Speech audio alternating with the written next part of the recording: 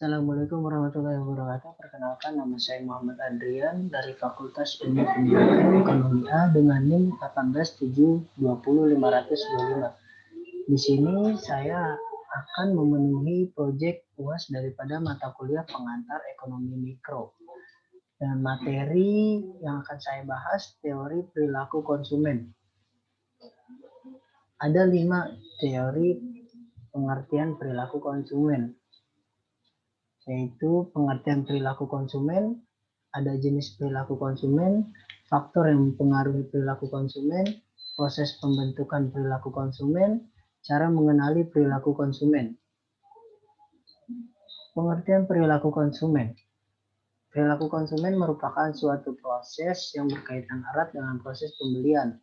Pada saat itu konsumen melakukan aktivitas-aktivitas seperti melakukan pencarian, penelitian, dan pengevaluasian produk tersebut. Perilaku konsumen merupakan hal-hal yang mendasari konsumen untuk membuat keputusan pembelian. Yang kedua, jenis perilaku konsumen. Ada 2 jenis perilaku konsumen. Yang pertama rasional dan irasional. Kita lihat terlebih dahulu yang rasional, apa saja itu. Yang pertama, konsumen memilih barang berdasarkan kebutuhan. Yang kedua, barang yang dipilih konsumen memberikan kegunaan optimal bagi konsumen. Yang ketiga, konsumen memilih barang yang mutunya terjamin. Yang keempat, konsumen memilih barang yang harganya sesuai dengan kemampuan konsumen. Sedangkan yang irasional, konsumen sangat cepat tertarik dengan iklan dan promosi di media cetak maupun elektronik. Yang kedua, konsumen memilih barang-barang bermerek atau branded yang sudah dikenal luas. Yang ketiga, konsumen memilih barang bukan berdasarkan kebutuhan, melainkan gengsi atau prestige. Kalau bisa dipahami secara jelas bahwa perilaku konsumen yang rasional ini adalah perilaku konsumen yang lebih mengutamakan mutu barang, kepentingan barang tersebut bagi kebutuhan, serta menyampingkan merek atau harga atau gengsinya itu. Berbalik dengan irasional. Irasional berarti perilaku konsumen yang mengutamakan model, misalkan harganya yang mahal, pokoknya mengutamakan gengsi lah, lebih mementingkan gengsinya. Barang-barang mewah tersebut biasanya yang digunakan oleh perilaku konsumen tersebut. Kemudian ada faktor yang mempengaruhi perilaku konsumen. Ada internal dan eksternal. Internal diantaranya ada motivasi, keadaan ekonomi, sikap, persepsi, dan integrasi. Sedangkan eksternal, keluarga, kelompok sosial, dan budaya. Ada lagi proses pembentukan perilaku konsumen. Ada pengenalan masalah, pencarian informasi, pengevaluasi alternatif, keputusan pembelian, evaluasi setelah pembelian. Apa saja sih itu pengenalan masalah? Yang dimaksudkan pengenalan masalah berarti seorang konsumen melakukan pembelian atas dasar kebutuhan atau untuk menyelesaikan keperluan, masalah dan kepentingan yang dihadapi. Jika tidak ada pengenalan masalah terlebih dahulu, maka konsumen juga tidak akan tahu produk apa mana yang harus dibeli. Kemudian pencarian informasi. Setelah mengetahui permasalahan yang dialami, maka pada saat itu seseorang konsumen akan aktif mencari tahu tentang bagaimana cara penyelesaian masalah tersebut. Yang ketiga, mengevaluasi alternatif.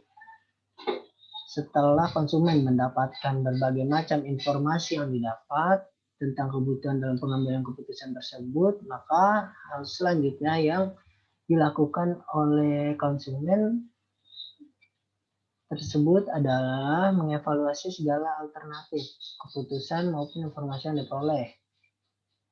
Yang keempat, keputusan pembelian. Setelah melakukan evaluasi pada alternatif keputusan yaitu adalah konsumen tersebut akan melalui proses yang disebut dengan keputusan pembelian. Waktu yang diperlukan dalam proses pengambilan keputusan ini tidak sama, yaitu tergantung dari hal-hal yang perlu dipertimbangkan dalam proses pembelian atau pengambilan keputusan tersebut. Yang kelima, evaluasi setelah pembelian. Biasanya dilakukan seorang konsumen setelah melakukan proses dan keputusan pembelian adalah mengevaluasi pembeliannya. Entah barang atau jasa yang didapat sesuai atau tidaknya dengan kebutuhan. Itu yang dimaksudkan evaluasi setelah pembelian. Dan terakhir ada cara mengenali perilaku konsumen. Ada pendekatan interpretif, pendekatan tradisional, pendekatan sains pemasaran. Pendekatan interpretif ini adalah pendekatan yang membahas secara mendalam hal-hal mendasar mengenai perilaku konsumen. Dalam pendekatan ini menggunakan teknik observasi langsung, yaitu menggunakan teknik wawancara yang dilakukan secara mendalam dan menyeluruh. Selain wawancara, pendekatannya juga mengutamakan fokus group discussion. Semua hal tersebut dilakukan untuk mendapatkan kesimpulan mengenai makna suatu produk atau jasa bagi konsumen, serta perasaan yang dialami konsumen ketika membeli kemudian menggunakan produk maupun jasa tersebut. Pendekatan tradisional.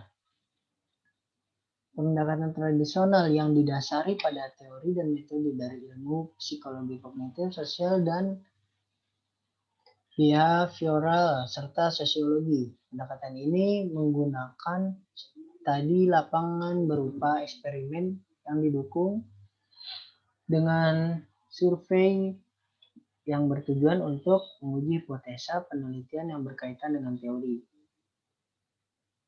Terus pendekatan sains pemasaran didasari pada teori dan metode dari ilmu ekonomi dan statistika.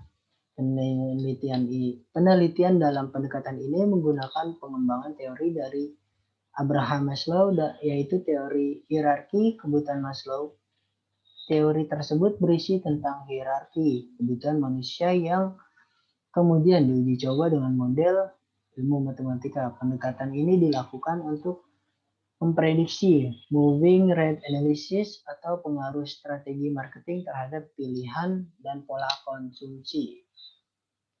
Sekian dari saya, kurang lebihnya mohon maaf. Wabillahi taufiq wal hidayah. Wassalamualaikum warahmatullahi wabarakatuh.